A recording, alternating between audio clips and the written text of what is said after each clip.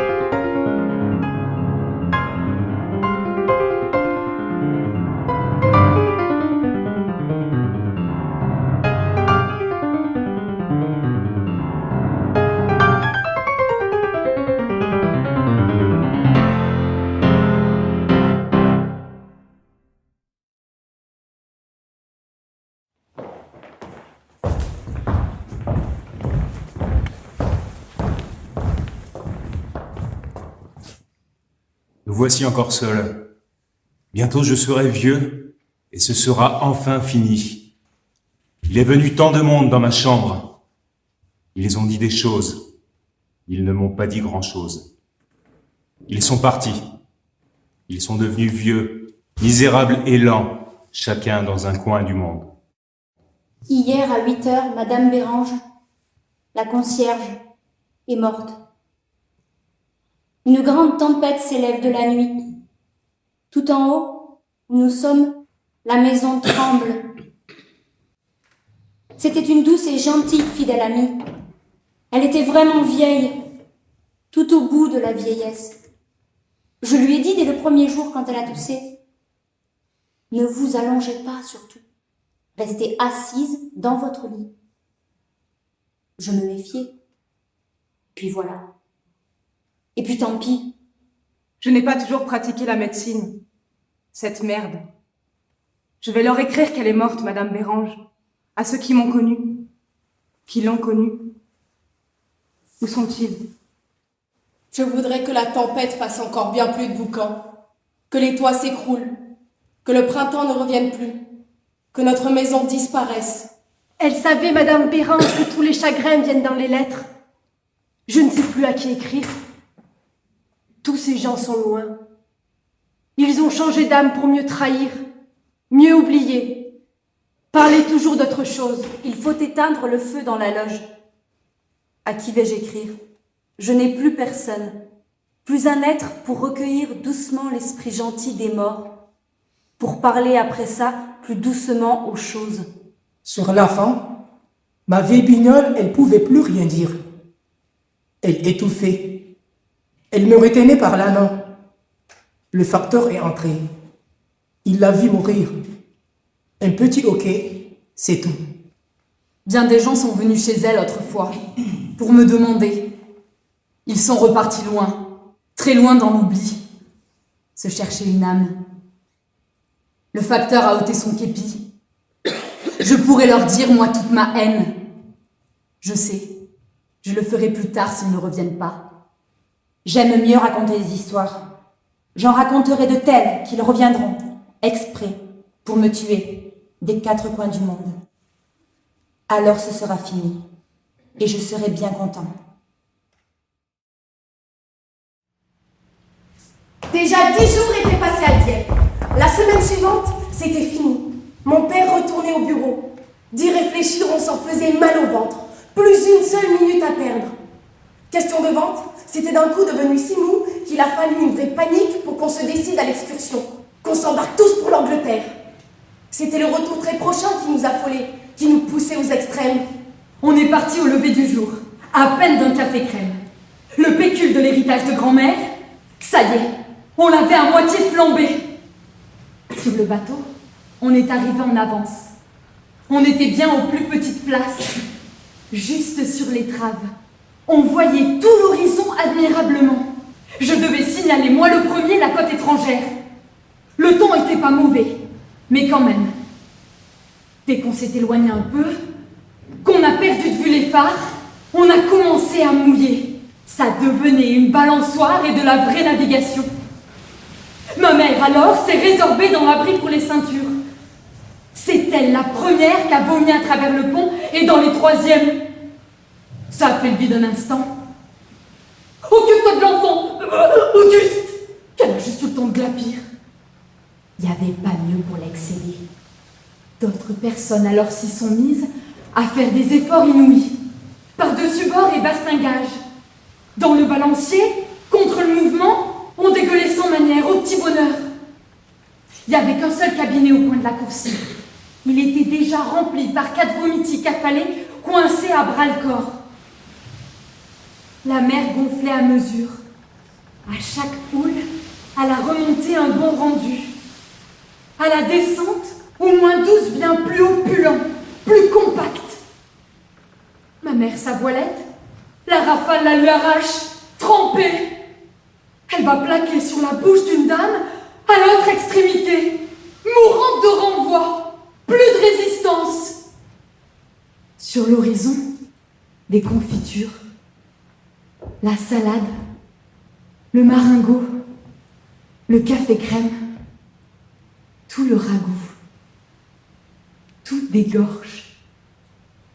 À même les planches, ma mère à genoux s'efforce et sourit sublime. La bave lui découle. Tu vois qu'elle me remarque à contre-tangage. Horrible. Tu vois, toi aussi, Ferdinand, il t'est resté sur l'estomac, le ton. Nous refaisons l'effort ensemble. Elle s'était trompée. C'est les crêpes. Je crois que je pourrais produire des frites. En me donnant plus de mal encore, en me retournant toute la tripaille, en l'extirpant, là, sur le pont. J'essaye. Je me démène. Je me renforce. Un embrun féroce fonce dans la rambarde, claque, surmonte, gicle, retombe, balaye l'entrepont. L'écume emporte, mousse, brasse, tournoie entre nous toutes les ordures. On en ravale, on s'y remet. À chaque plongée, l'âme s'échappe. On la reprend à la montée dans un reflux de glaire et d'odeur. Il en sointe encore par le nez. Salé. C'est trop! Un passager implore pardon. Il hurle au ciel qu'il est vide. Il s'évertue. Il lui revient quand même une framboise. Il la relue qu'avec épouvante. Il en louche. Il a vraiment plus rien du tout. Il voudrait vomir ses deux yeux. Il fait des efforts pour ça. Il s'arc-boute à la mâture. Il essaye qu'il lui sorte des trous. Maman, elle, va s'écrouler sur la rampe. Elle se revomit complètement. Il lui est remonté une carotte, un morceau de gras et la queue entière d'un rouget. Là-haut, près du capitaine, les gens des premières, des secondes, ils penchaient pour aller au refil. Ça cascadait jusque sur nous. À chaque coup de lame dans les douches, on ramasse des repas entiers. On est fouetté de détritus par les barbaques en filoche. Ça monte là-haut par bourrasque, garnissant les haubans. Ça mugine à mes retours. C'est la bataille des écus. Papa en cascadibulaire, il patronne nos évanouissements. Il pavoise. Il a de la veine, lui. Il a le cœur marin. Il nous donne des bons conseils. Il veut qu'on se prosterne davantage, qu'on rampe encore un peu plus. Une passagère débouline. Elle vadrouille jusque sur maman. Elle se cale pour mieux dégueuler. Un petit kleps aussi, rapplique, rendu si malade qu'il en foire dans les jupons. Il se retourne. Il nous montre son ventre. Des chiottes! On pousse des cris horribles. C'est les 4 personnes qui sont bouclées, qui peuvent plus vomir du tout, ni pisser, ni chiader non plus. Elles se forcent maintenant sur la lunette. Elles implorent qu'on les assassine. Et le rafio cabre encore plus, toujours plus raide. Il replonge, il se renfonce dans l'abîme, dans le verre foncé. Il rebascule tout entier. Il vous ressoulève, l'infecte, tout le creux du bide. Un trapu, un vrai insolent, devant aide son épouse à dégueuler dans un petit baquet. Il lui donnait du courage. Vas-y, Léonie! Ne t'empêche pas! Je suis là! Je te tiens! Elle se retourne alors toute la tête dans le sens du vent. Tout le mironton qui lui glougloutait dans la trappe, elle me le refile en plein cassis. J'en prends plein les dents. Des haricots, de la tomate. Moi qui n'avais plus rien à vomir, m'en revoilà précisément. Je goûte un peu. La tripe remonte! Courage au fond! Ça débloque! Tout un paquet me tire sur la langue! Je vais lui retourner, moi, tous mes boyaux dans la bouche. À tâtons, je me rapproche. On rampe tout doucement tous les deux. On se cramponne. On se prosterne. On s'étreint. On se dégueule alors l'un dans l'autre. Mon beau papa, son mari, ils essayent de nous séparer. Ils tirent chacun par un bout. Ils comprendront jamais les choses. Bah! Ce mari, c'est un butor, un buté. Tiens, le mignon, on va le dégueuler ensemble. Je lui repasse à sa toute belle tout un écheveau parfait de nouilles. Avec le jus de la tomate. Un cidre de 3 jours. Elle me redonne de son gruyère. Je suce dans ses filaments. Ma mère, empaquetée dans les cordes, rampe à la suite de ses glavions. Elle traîne le petit chien dans ses jupes. On s'est tortillés tous ensemble avec la femme du costaud. Il me tirait férocement. Pour m'éloigner de son étreinte, il me truffe le cul à grands coups de grolle. C'était le genre gros boxeur. Mon père a voulu l'amadouer. À peine qu'il avait dit 2 mots, l'autre lui branlait un tel coup de boule en plein buffet qu'il allait se répandre sur le treuil. Et c'était pas encore fini. Le mastard lui saute sur le rable. Il lui ravage toute la gueule. Il s'accroupit pour le finir. Il saignait papa à pleine pipe. Ça dégoulinait dans le vomi. Il a vacillé le long du mât. Il a fini par s'écrouler. Le mari, il était pas quitte. Il profite que le roulis m'emporte. Il me charge. Je dérape. Il me catapulte dans les gogues. Un vrai coup de bélier. Je bute. Je défonce toute la lourde. Je retombe dans les mecs avachis. Je me retourne dans le tas. Je suis coincée dans leur milieu. Ils ont plus aucun de culotte. Je tire le cordon. On est noyé dans la tombe. On s'écrase dans la tinette. Mais ils arrêtent pas de ronfler. Je ne sais même pas, moi, si je suis mort. La sirène a tout réveillé. On s'est cramponné au water. On a émergé des hublots. Ça faisait les jeter au bout du port toute une grande dentelle de pilotis. On a regardé l'Angleterre comme on débarque dans l'au-delà. C'était des falaises aussi. Et puis des verdures, mais bien plus foncées alors et puis plus râpeuses qu'en face. L'eau était toute plate à présent. C'était facile pour vomir. Mais l'impulsion s'était calmée. Par exemple, question de grelotte, on s'en serait cassé toutes les dents. Ma mère en pleurait par saccades d'avoir tant dégobillé. Moi, j'avais des bosses partout. C'était le grand silence dans les rangs. La timidité, les inquiétudes de l'accostage. Des cadavres ne seraient pas plus timides. Le paquebot a souqué sur l'ancre. Il a saccadé 2, 3 fois, et puis on s'est bien arrêté. On a fouillé pour nos billets. Une fois qu'on a franchi la douane, on a essayé de se requinquer. Ma mère, fallait qu'elle torde sa jupe pour en faire sortir des ruisseaux. Mon père, il avait si fort dérouillé qu'il lui manquait un bout de moustache. Je faisais semblant de ne pas le regarder, mais au beurre noir qu'il avait l'œil. Il se tamponnait dans son mouchoir. On se remettait tous peu à peu. La chaussée tanguait bien encore.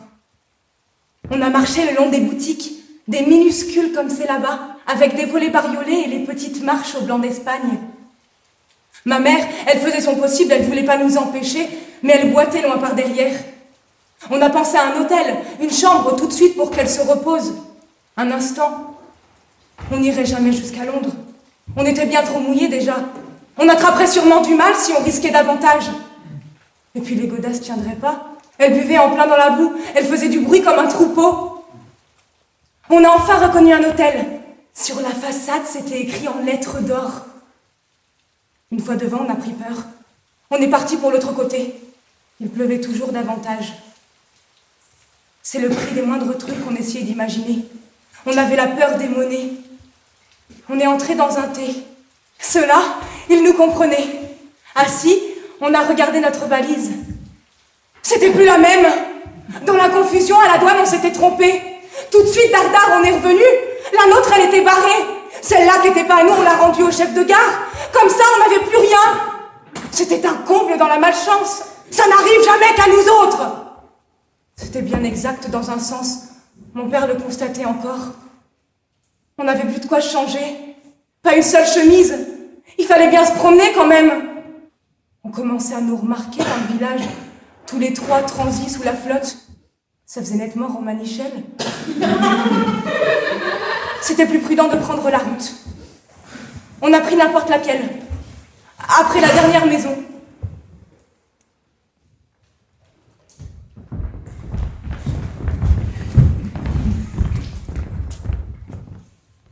Brighton! C'était écrit sur la borne à 14 miles en face de nous. Comme on était bons marcheurs, ça devait pas nous effrayer. Mais on se mettait jamais ensemble. Mon père toujours en avant. Il était pas très fier de nous. Même là, rincé, boueux, perclus, il se détachait le plus possible. Il souffrait qu'on se mette à coller. Il s'espaçait. Ma mère, la langue lui pendait tellement qu'elle avait du mal à tirer sa quille. Elle souffrait comme une vieille chienne. la route sinuait à flanc de falaise. On a foncé dans les averses. En bas, l'océan grondait. Au fond du gouffre, rempli de nuages et d'éboulements. Mon père, sa casquette nautique lui fondait jusque dans la bouche. Son pare-poussière lui épousait tant les formes qu'il avait le cul comme un oignon. Maman Boquillonne a renoncé aux galures. Celui qui avait des hirondelles et des petites cerises comme garniture, on l'a donné à un buisson. Les mouettes qui fuyaient devant l'orage, elles venaient croisser tout autour. Elles devaient éprouver de la surprise qu'on passe nous aussi dans les nuées. Baratinés sous les rafales, on se raccrochait au petit bonheur, au flanc des falaises, sur les montées comme sur des vagues, et puis sur une autre, des infinis. Mon père, les nuages l'escamotaient. Il allait se fondre dans les averses. On le revoyait toujours plus loin, cramponné, plus minuscule, sur l'autre versant. Nous montrons encore celle-ci, Ferdinand. Et puis je me reposerai. Tu crois qu'il le voit, lui, le Bridgeton? Tu crois que c'est encore loin? Elle était à bout de vaillance. S'asseoir, c'était impossible. Tous les remblais étaient dissous. Ses nippes s'étaient si raccourcis que les bras remontaient au ciel. Les tatanes gonflaient comme des outres. Ma mère alors, sa jambe se replie. Elle cède une fois sous son poids. Elle verse dans le creux du talus. Sa tête est prise, coincée. Elle pouvait plus faire un mouvement. Elle faisait des bulles comme un crapaud. La pluie d'Angleterre, c'est un océan suspendu. On se noie peu à peu. J'ai appelé papa au secours et de toutes mes forces. Maman succombait à l'envers. Je tirais dessus à toute violence. Je faisais des tractions en vain. Tout de même, le voilà qu'il rapplique, notre explorateur. Il est ahuri par les nuages. Nous faisons ensemble des efforts. On hisse tant et plus. On l'ébranle. On l'extirpe de la fange épaisse. Elle avait quand même le sourire. Ça lui faisait un plaisir exquis de le revoir, son Auguste. Elle lui demandait de ses nouvelles, s'il n'avait pas trop souffert, ce qu'il avait aperçu au bout de la falaise. Il répondait rien. Il disait seulement qu'on se grouille, qu'on retourne en vitesse au port. Encore sans montée, sans descente, à perte d'haleine. On reconnaissait plus notre route tellement que déjà les orages l'avaient bouleversée. On a entrevu les lumières, le port et les phares. Il faisait complètement nuit. Rampant, vacillant, on est repassé devant le même hôtel. On n'avait rien dépensé. On n'avait rencontré personne. On n'avait plus un seul vêtement. Des loques en filoche. On avait l'air si épuisés que sur le bateau, ils nous ont fait une faveur. On nous a autorisés à passer des troisièmes en seconde. On nous a dit de nous étendre.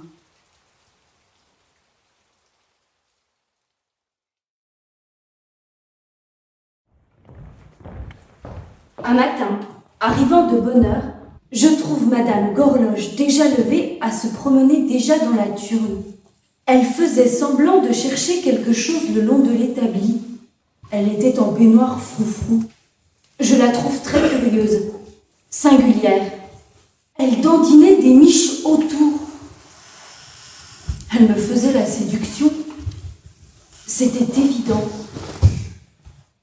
La lourde était grande ouverte, celle de sa chambre. Je voyais son plumard. Je ne bronche pas, je ne tente rien. Les autres remontent du bistrot, Antoine et Robert. Je ne fais aucune confidence. On avait beau lanterner, le bijou était quand même fini. Il est revenu du polisseur. C'était mon tour de le livrer. À ce moment-là juste, la patronne, elle a reçu une lettre de Gorloge. Il recommandait qu'on ne se presse pas, qu'on le garde à la maison, le bijou, qu'on attende un peu son retour, qu'en attendant, si j'y tenais, je pouvais le montrer, le beau bijou, à quelques clients amateurs. Du coup, je ne fus plus tranquille. Tout le monde l'admirait. C'est un fait. Ce petit magot, tout en or. Ça faisait du métal quand même à 18 carats. Gorloge rentrait que 10 jours plus tard. Ça me laissait encore bien du temps pour le promener dans les boutiques. « Ferdinand !» qu'elle m'a conseillé la patronne. « Laissez-le donc le soir ici, dans votre tiroir. Personne n'y touchera, vous savez. Vous le reprendrez le lendemain matin. Je préférais le garder dans ma fouille, le remporter à la maison. Je trouvais ça bien plus consciencieux. Je mettais même des épingles doubles. Une de nourrice, une énorme et 2 petites de chaque côté. Tout le monde rigolait. « Ah, il la perdra pas !» qu'il disait. On dégringole tous les deux. Ni Antoine, ni la patronne n'étaient rentrés du déjeuner. Comme on arrive au second, je l'entends, elle qui monte. Alors, complètement essoufflée, congestionnée, incandescente, sûrement qu'ils avaient baffré trop. Où est-ce que vous partez, Ferdinand? Faire une petite commission jusqu'au boulevard, voir une cliente. Oh! Vous en allez pas comme ça! Qu'elle me fait contrarier. Remontez donc un peu en haut. J'ai juste 2 mots à vous dire. Ça va? Je l'accompagne. Robert file à son rendez-vous. À peine qu'on était entré, elle referme la lourde. Elle boucle tout. En plus, elle met les 2 loquets. Elle me fait signe aussi de venir. Je me rapproche. Je me demande ce qui arrive. Elle se met à faire des papouilles. Elle me souffle dans le nez. Ah! Ah! Qu'elle me fait? Ça l'émoustille. Je la tripote un peu aussi.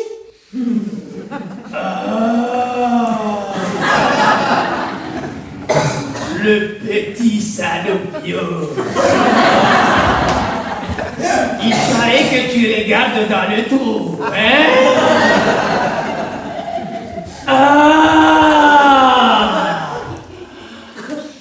Dis-moi donc que c'est pas vrai. Dieu se met comme ça, en bas. Elle me masse. Je vais le dire à ta maman. Moi, oh là là, le petit cochon. Chéri petit cochon. Elle s'en fait cresser les dents. Elle se tortille. Elle m'agrippe en plein. Elle me passe une belle langue. Une bise de voyou. Moi, j'y vois 36 chandelles. Elle m'efforce de m'asseoir à côté sur le plume. Elle se renverse. Elle redresse d'un coup toutes ses jupes. Va! Touche-moi donc! Qu'elle me fait. Je lui mets les mains. Va! Qu'elle insiste. Va! Gros chouchou. Vas-y! Appelle-moi Luison. Ta Luison. Mon petit de Golès. Appelle-moi. Dis! Oui? Que je fais? Elle se redresse. Elle m'embrasse encore. Elle enlève tout. Corsage, corset, liquette. Alors je la vois comme ça, toute nue. La chose si volumineuse. Ça s'étale partout. C'est trop. Ça me débecte quand même. Elle m'agraffe par les oreilles. Elle me force à me courber, à me baisser jusqu'à la nature. Elle me plie fort. Elle me met le nez dans un état. C'est éblouissant et ça jute. J'en ai plein mon cou. Elle me fait embrasser. Ça a d'abord le goût de poisson, puis comme une gueule d'un chien. Vas-y mon amour, vas-y, hardi, hardi. C'est elle qui me maltraite, qui me tarabuste. Je glisse, moi, dans la marmelade. J'ose pas trop renifler. J'ai peur de lui faire du mal. Elle se secoue comme un prunier. Mors un peu, mon chien joli. Mors dedans, va. Elle me stimule. Elle s'en fout des crampes de ruée. Elle pousse des petits cris-cris. Ça cocotte la merde et l'œuf dans le fond là où je plonge. Je suis étranglée par mon col, le celluloïde. Elle me tire des décombres. Je remonte au jour. J'ai comme un enduit sur les chasses. Je suis visqueux jusqu'aux sourcils. Va. Déshabille-toi, qu'elle me commande. Enlève-moi tout ça, que je voie ton beau corps mignon. Vite, vite. Tu vas voir, mon petit coquin. T'es donc puceau. Dis, mon trésor, tu vas voir comme je vais bien t'aimer. Oh, le gros petit dégueulasse, il regardera plus par les trous. Elle se trémoussait tout le bassin en attendant que je m'amène. Elle remuait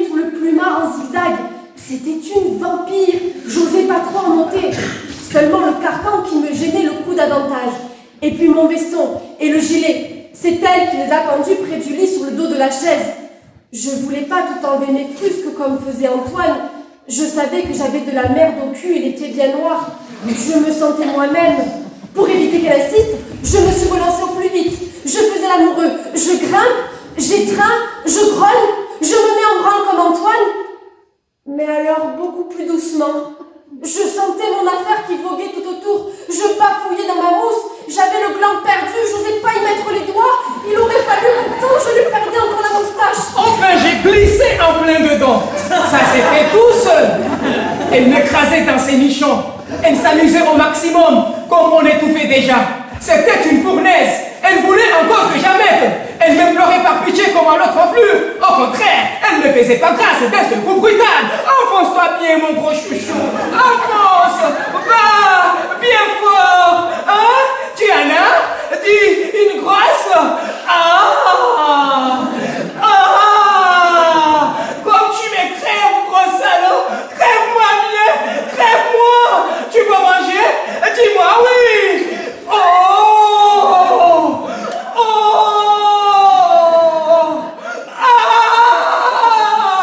Tu me détruis bien, ma bête de vache, mon grand petit pilier, c'est bon comme ça, dis. Et hop, je me foutais un coup de la boue, j'en pouvais plus.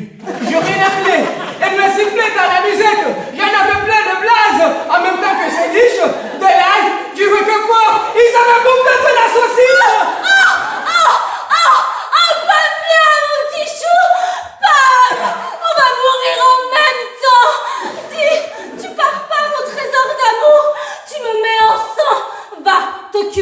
Elle se pâmait, elle prenait du gîte, elle se retournait presque sur moi. Je sentais monter mon copeau. Je me dis au flanc, bagarre, Mimile. J'avais beau être dans les pommes, le temps d'un éclair, je m'arrache, je fous tout dehors. Il m'en gicle plein le bide. Je veux serrer, je me remplis les mains. Ah, le petit bandit voyou, qu'elle s'écrie. Oh, le sale crapaud répugnant. Viens vite ici que je te nettoie. Elle repique au truc. Elle me saute dessus. Elle se régale. Elle aime la dureté. Qu'il est beau ton petit dessert. Qu'elle s'exclame en plus. Elle m'en recherche tout autour des cuisses. Elle fouille dans les plis. Elle fignole. Elle me fout 2 doigts dans l'ouverture. Elle me force, c'est la fête. La salope n'en finira pas de la manière qu'elle est remontée. Oh, mais il faut que je m'injecte. Ça lui revient d'un coup, d'un saut, la voilà dehors. Je l'attends qu'il pisse dans la cuisine. Elle griffe en dessous dans l'évier. Elle me crie, attends-moi, loulou. Je ne demande pas mon reste. Je bondis sur mon costard, j'attrape le bâton de la porte, je pousse, et me voilà sur le palier. Je dévore 4.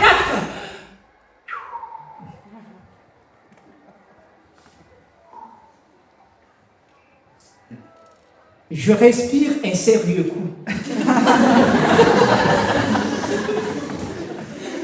Je suis dans la rue. Il est temps que je réfléchisse.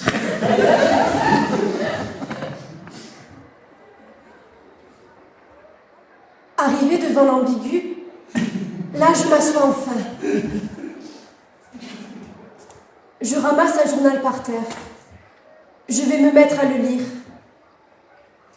Je ne sais pas pourquoi, je me tâte la poche. Je faisais ce geste-là sans savoir. Une inspiration. Je touche encore. Je trouve plus la bosse. Je tâte l'autre. C'est du même. Je l'ai plus. Mon écrin, il est barré. Je recherche de plus en plus fort. Je tripote toutes mes doublures. Ma culotte, envers, endroit. Pas d'erreur. J'entre dans les chiottes. Je me déshabille totalement. Je retourne tout encore. Rien du tout. Pas la berlue. Le sang me reflue dans les veines. Je m'assois sur les marches. Je suis fait extra. Paumé comme un rat. Je retourne encore un coup mes vagues. Je recommence. J'y crois plus déjà. Je l'avais bien épinglé, les l'écrin, au tréfonds de la poche intérieure. Avant de descendre avec Robert, je l'avais encore senti. Elles étaient parties, les épingles. Elles s'étaient pas enlevées toutes seules. Ça me revenait subito la drôle de façon qu'elle me tenait tout le temps par la tête et de l'autre côté de la chaise. Elle travaillait avec une main. Je comprenais tout ça par bouffées. Ça me montait l'effroi, l'horreur. Ça me montait du cœur. Ça me tambourinait plus fort que 36 chevaux d'omnibus. J'en avais la tétère qui secouait. Ça servait rien. Je recommençais à chercher. C'était pas possible qu'il soit tombé, mon écrin. Qu'il ait comme ça glissé par terre de la façon que je l'avais pinglé. Mais non. Et puis une nourrice, ça s'ouvre pas facilement. 3, il y en avait. Ça part pas tout seul. Pour me rendre compte si je rêvais pas, j'ai recouru vers la République. Arrivé rue Elzévir, il y avait plus personne là-haut. Ils étaient déjà tous barrés. J'ai attendu sur les marches jusqu'à 7 heures. S'ils rentraient, aucun n'est remonté. J'essayais comme ça de me rendre compte par les mots des bruits et des incidents. Ça me revenait tout peu à peu. Si Antoine, il était l'auteur, et le petit Robert, alors, s'ils avaient tout goupillé, en plus de la vache, en me redressant debout, je sentais plume de gibbon. J'allais comme sous dans la rue. Les passants, ils me remarquaient. Je suis resté un bon moment planqué. Je n'osais plus sortir du trou.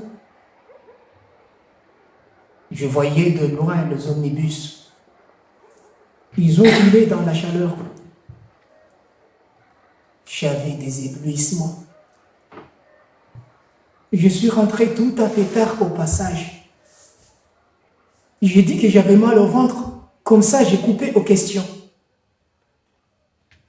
J'ai pas pu dormir de la nuit, tellement j'avais la colique.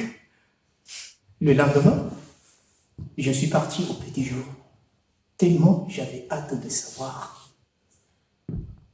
À l'atelier, en arrivant, je les ai bien regardés tous les 3. Ils avaient pas l'air de se douter. Ni la garce, ni Antoine, ni le môme. Quand je leur ai annoncé ça, qu'il était perdu, le bijou, ils m'ont regardé ébahis. Ils tombaient des nues. Comment, Ferdinand? Vous êtes sûr? Vous avez bien regardé chez vous? Retournez donc vos poches. Ici, on n'a rien retrouvé. N'est-ce pas, Robert?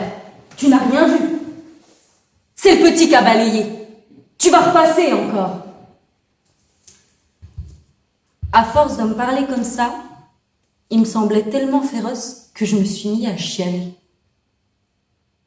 Alors je les voyais dans la glace, qui se refilaient des petits signes. Antoine, il préférait pas me regarder. Il me tournait le dos.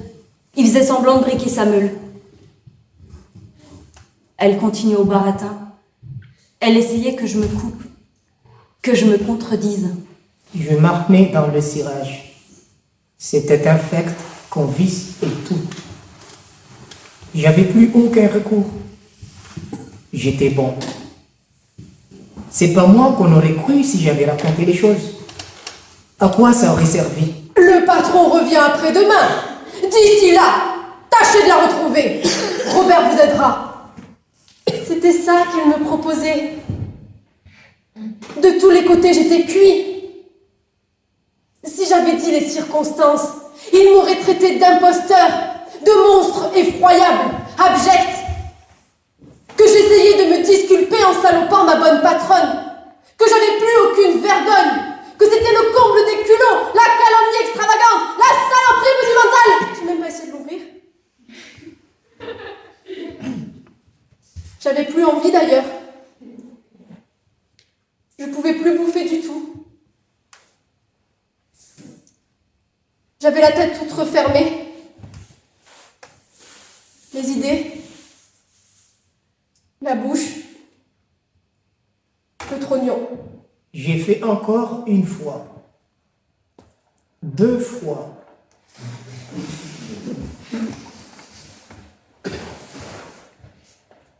Tout doucement, le tour de la Banque de France avec mon infect Saint-Fluscan. Je me suis raidi un grand coup et puis je suis rentré au passage. Mon père était sur le pas de notre porte. Évidemment, il m'attendait. La façon qu'il m'a dit de monter, ça m'a enlevé tous les doutes. On était en plein orage. Il s'est mis dès le premier instant à bégayer tellement si fort qu'il lui venait comme de la vapeur à la place des mots. On le comprenait plus. Seulement qu'il soufflait des fusées. Sa casquette partait en bourrasque. Elle s'envolait de tous les côtés. Il tapait dessus à tour de bras. Il s'en défonçait le cassis. Il se gonflait encore toute la bouille, absolument cramoisie, avec des sillons livides. Il changeait de couleur. Il tournait violet. Ça me fascinait qu'il tourne bleu, ou jaune après coup. Il me recouvrait d'une telle furie que je chantais plus rien. Il paumait un truc sur le meuble, il le brandissait pour le casser. Je croyais qu'il foutait tout en l'air. Sa langue même.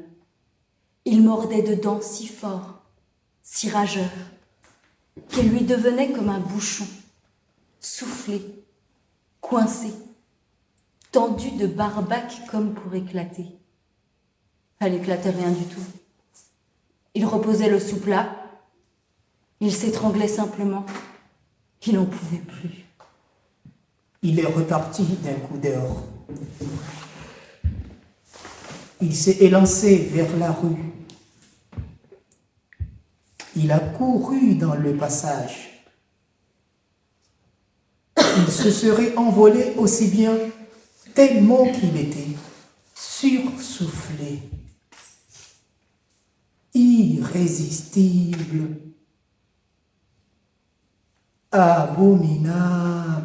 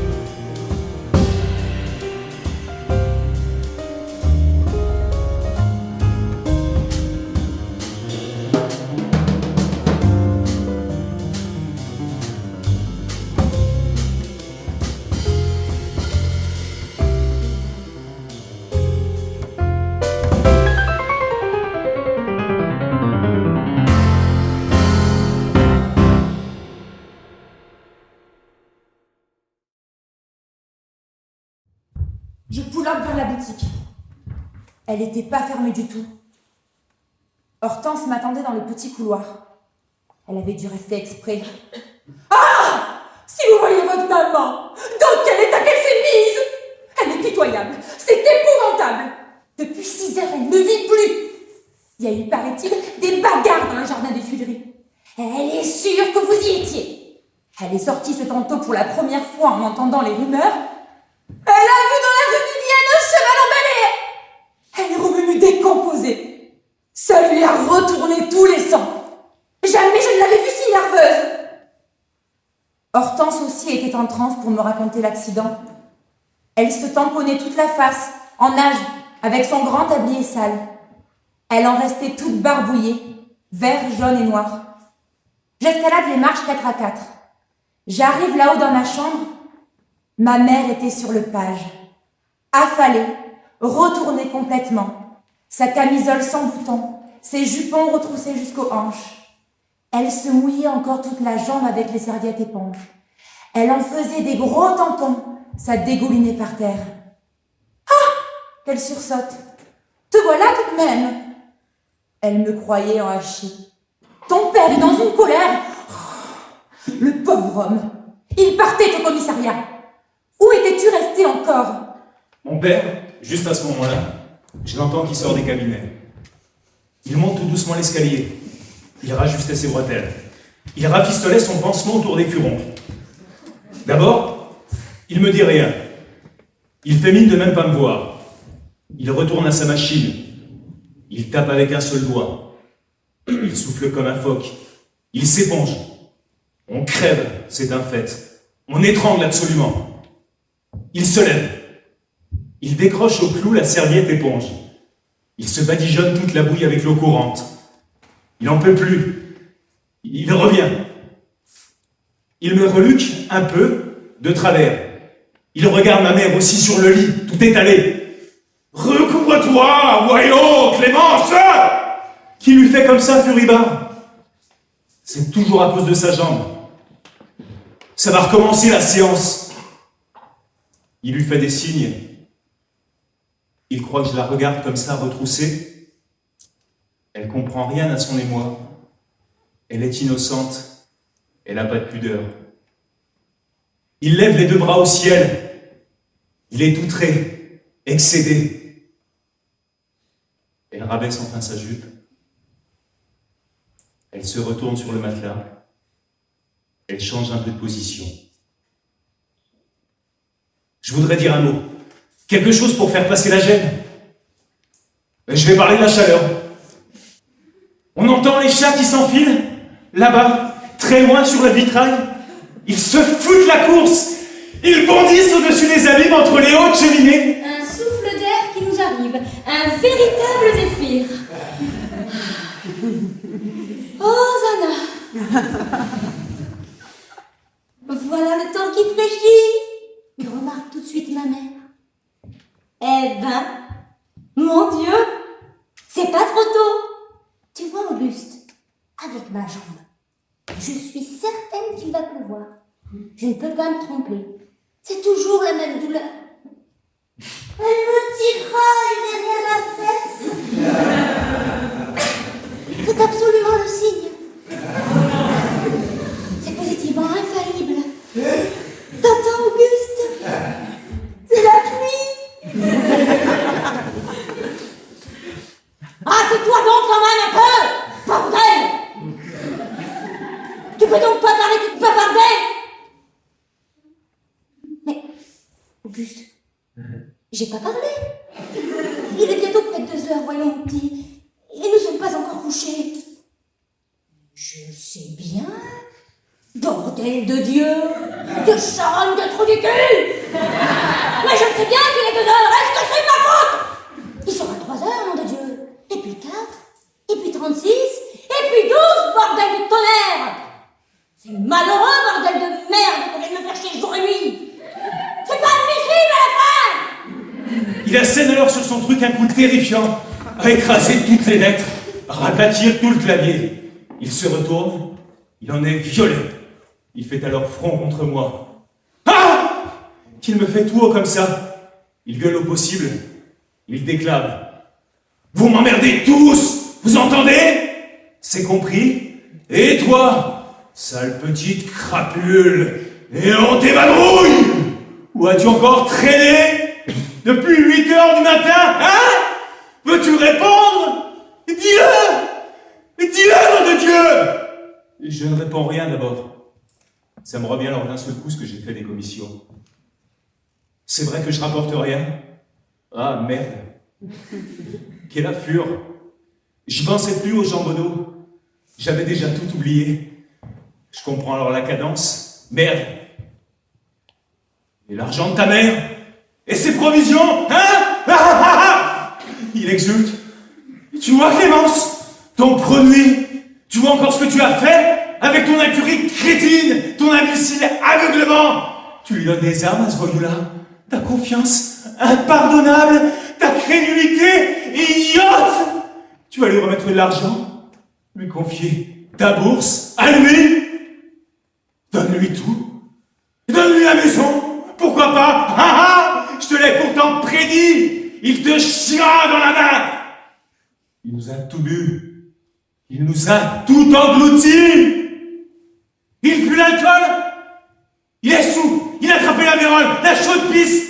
Il nous ramènera le choléra. C'est seulement là que tu seras contente, hein? Eh bien, tu récolteras les fruits de toi-même. Tu m'entends? Ton fils pourri. Tu l'as voulu? Garde-le alors. Toi, toute seule. Putain de bordel de bon Dieu de sang! Il se remonte encore la pendule. Il se gonfle à bloc. Il se surpasse. Il se dégrafe tout le devant de la chemise. Il se dépoitraille. Tonnerre de bordel de nom de Dieu! Mais il est canaille jusqu'au sang! Il s'arrêtera plus devant rien! Tu devrais tout de même savoir. Ne rien lui confier. Pas un centime, pas un sou! Tu me l'avais juré 15 fois, 20 fois, 100 000 fois. Et quand même, il faut que tu recommences. Ah, tu l'es incorrigible! Il rebondit dessus son tabouret. Il vient exprès pour m'insulter en face. Il traverse encore toute la pièce. Il me bave dans la tronche. Il se boursoufle à plein. Il s'enfurie vis-à-vis. C'est sa performance d'ouragan. Je vois ses yeux tout contre mon blaze. Il se révulse drôle. Il lui tremblote dans les orbites. C'est une tempête entre nous deux. Il bégaye si fort en rage qu'il explose de postillons. Il m'inonde. Il me trouble la vue. Je suis éberluée. Il se trémousse avec tellement de force qu'il s'en arrache les pansements du cou. Il regigote doublement. Il se met de traviole pour m'agonir. Il m'agrafe.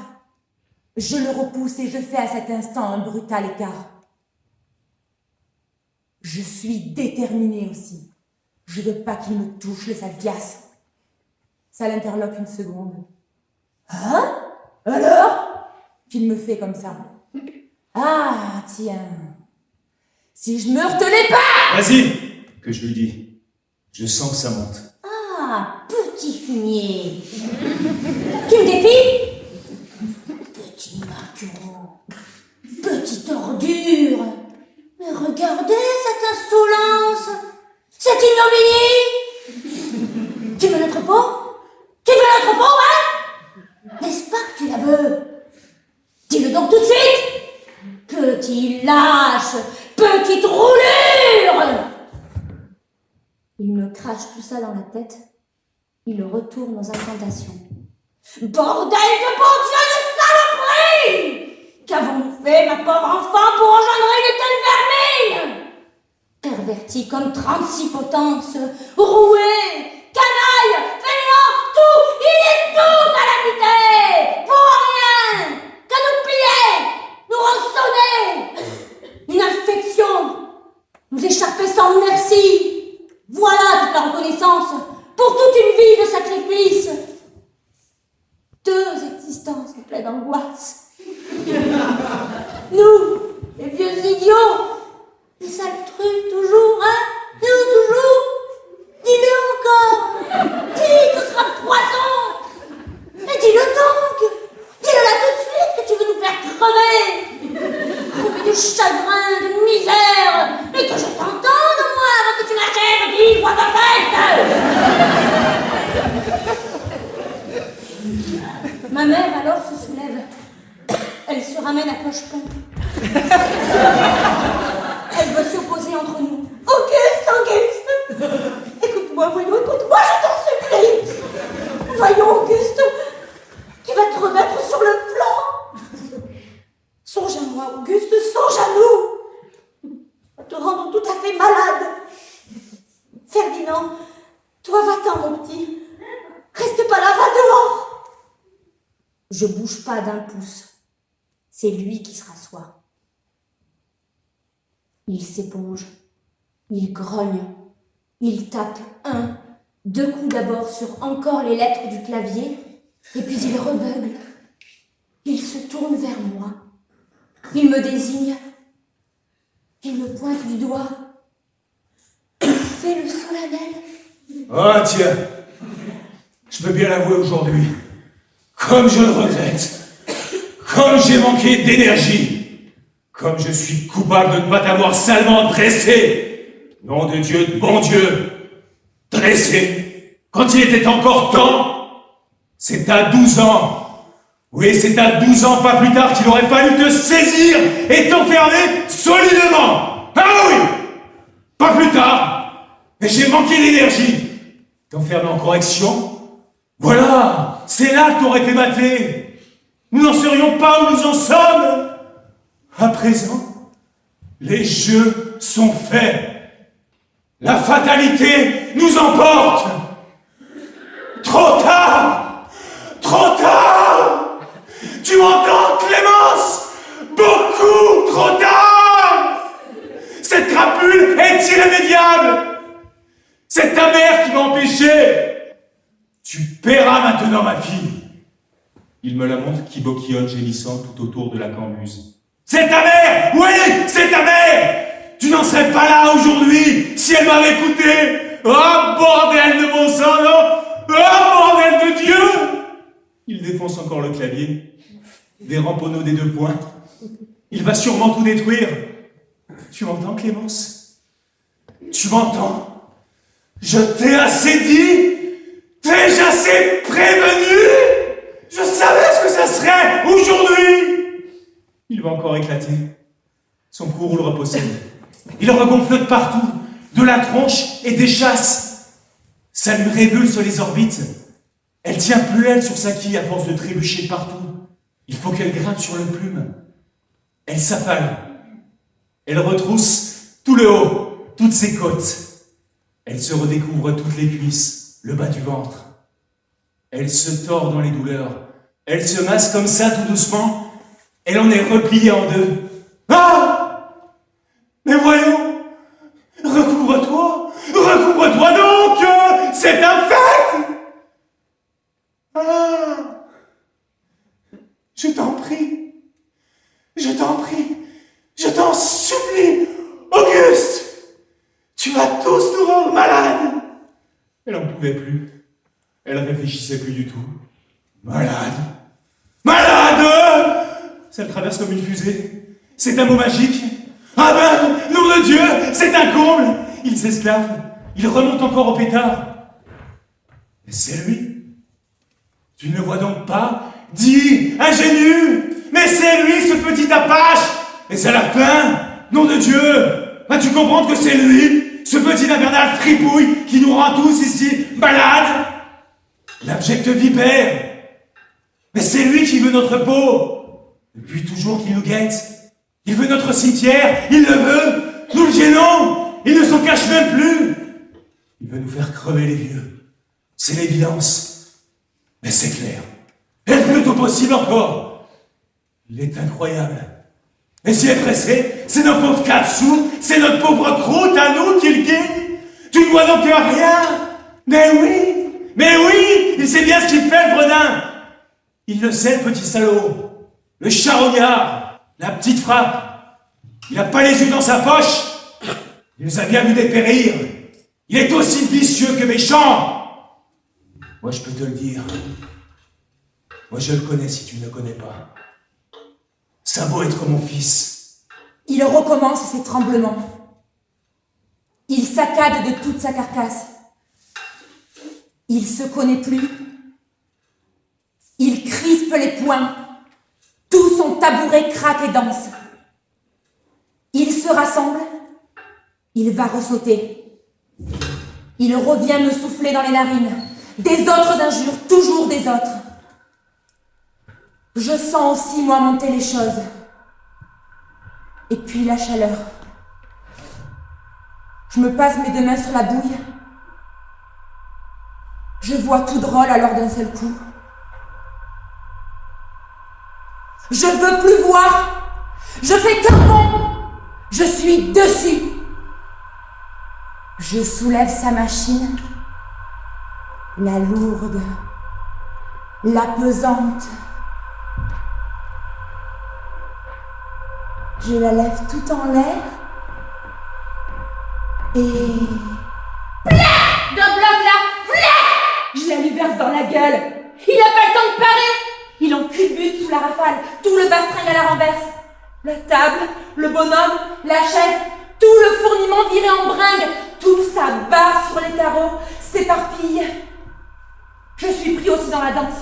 Je trébuche, je fonce avec. Je peux plus m'empêcher. Il faut là que je le termine, le fumier salingue. Pouah! Il retombe sur le tas. Je vais lui écraser la trappe. Je veux plus qu'il cause. Je vais lui crever toute la gueule. Je le rempogne par terre. Il rugit, il bug, ça va. Je lui trifouille le bras du cou. Je suis à genoux dessus. Je suis empêtrée dans les bandes. J'ai les deux mains prises. Je tire, je serre. Il râle encore. Il gigote. Je pèse. Il est dégueulasse. Il couaque, je pilonne dessus, je l'égorge, je suis accroupie, je m'enfonce plein dans la bidoche. C'est moi! C'est la merde! Je tire, j'arrache un grand bout de bâton, il me mord l'ordure. Je lui trifouille dans les trous, j'ai tout gluant, mes mains dérapent, il se convulse, il me glisse des doigts, il m'aggrave dur autour du cou, il m'attaque la glotte. Je serre encore, je lui sonne le classique sur les ailes!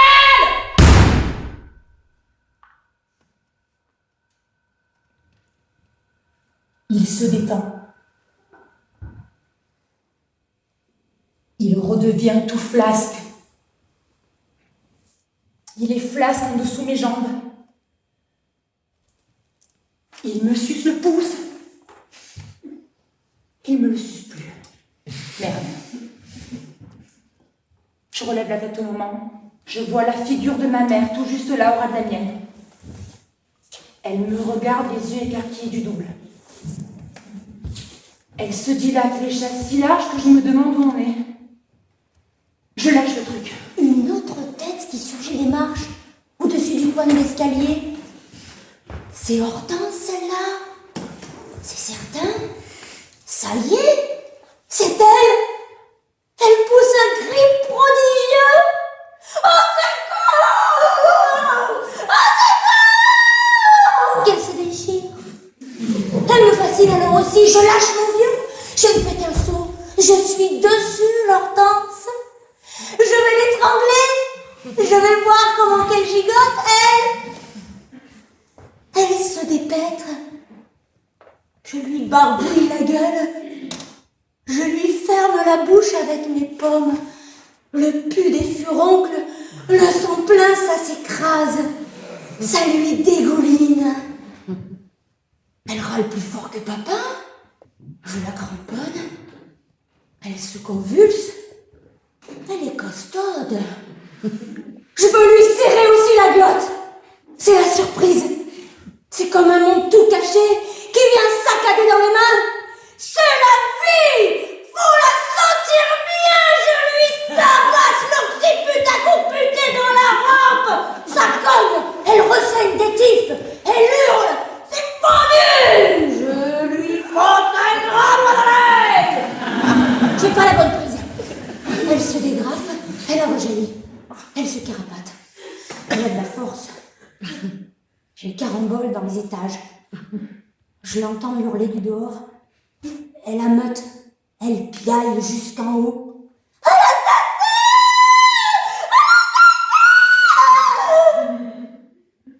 J'entends les échos, les rumeurs. Voilà une ruée qui s'amène. Ça cavalcade dans la boutique. Ça grouille en bas dans les marches. Ils se poussent tous à chaque étage. Ils envahissent. J'entends mon nom. Je regarde. Ils se concertent encore au deuxième. Ça émerge. C'est Visios. C'est lui le premier qui débouche. Depuis l'escalier, il n'a fait qu'un bond. Il est là, campé, en arrêt farouche, résolu. Il me braque tout contre un revolver sur la poitrine. Les autres fiassent. Ils me passent par derrière. Ils m'encerclent. Ils m'engueulent. Ils groument. Ils me filent des menaces, des injures. Le vieux est toujours dans les pommes. Il est resté accoulé. Il a un petit ruisseau de sang qui lui parle sous la tête. J'ai plus la colère du tout. C'est indifférent. Il se baisse, le visios. Il touche le paquet. Il grogne, papa. Ça râle un peu. Les autres vaches, ils me rebousculent. Ils me poussent. Ils sont les plus forts. Ils sont extrêmement brutaux. Ils me projettent dans l'escalier. Ils écoutent même pas ma mère. Ils me forcent dans la pièce en dessous. Je prends tous les coups, comme ils viennent. Je résiste plus. Il m'en arrive de tout le monde, surtout des coups dans les burnes. Je peux plus rien répondre. C'est Visios, le plus féroce. Je prends un coup de godasse en plein ventre. Je trébuche. Je me baisse pas. Je reste là, collé au mur. Il sent bon. Il me crache encore dans la gueule. Il me referme à clé. Au bout d'un instant, tout seul, je suis pris par les tremblements.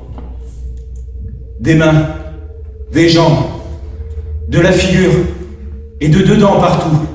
C'est une infâme cafouillade, une vraie panique des rognons. On dirait que tout se décolle, que tout se déline en lambeaux. Ça trembloche comme dans une tempête, ça branle la carcasse, les dents qui chocotent. J'en peux plus. J'ai le trou du cul qui convulse. Je chie dans mon froc. J'ai le cœur qui bagote dans la caisse si précipité que j'entends plus les rumeurs, ce qu'ils deviennent. J'ai les genoux qui cognent. Je m'allonge tout au long par terre. Je sais plus ce qui existe. J'ai la trouille. J'ai envie de gueuler. Je n'ai pas estourbi quand même. Merde. Ça m'est égal. J'ai l'oignon qui ferme, qui s'ouvre. C'est la contraction. C'est horrible. Je repense à papa. Je dégouline de sueur et de la froide qui reste. J'en avale du nez. J'ai du sang. Il m'a arraché l'enfoiré. J'ai pas appuyé. Jamais je l'aurais cru si faible, si mou. C'était la surprise. Je suis étonné. C'était facile à serrer. Je pense comment je suis resté avec les mains prises devant, les doigts, la balle, et qu'il me tétait. Je peux plus m'arrêter de tremblote. Je suis vibré dans toute la barbaque. Serré, voilà. J'ai la grelotte dans la gueule. Je gémis à force. Je sens maintenant tous les coups, tous les ramponneaux des autres vaches. C'est pas supportable, la frayeur. C'est le trou du cul qui me fait le plus mal. Il arrête plus de tordre et de renfrogner. C'est une crampe atroce. Dans la piole, comme ça, bouclé, étendu tout le long sur le dallage, j'ai tremblé encore longtemps. Je m'en allais cogner partout. J'allais choquer dans l'armoire. Je faisais un bruit de castagnette. J'aurais jamais cru que je pouvais tenir dans l'intérieur une tempête pareille. C'était pas croyable comme saccade. Je cavalais comme une langouste. Ça venait du fond. Je l'ai estourbi, que je me disais. J'en étais de plus en plus certain. Et puis alors, à un moment, j'ai entendu comme des pas, des gens qui discutaient le coup en haut, puis qui poussaient le lit. Ça y est. Et voilà qu'il transporte. Après encore un moment, j'ai alors entendu sa voix.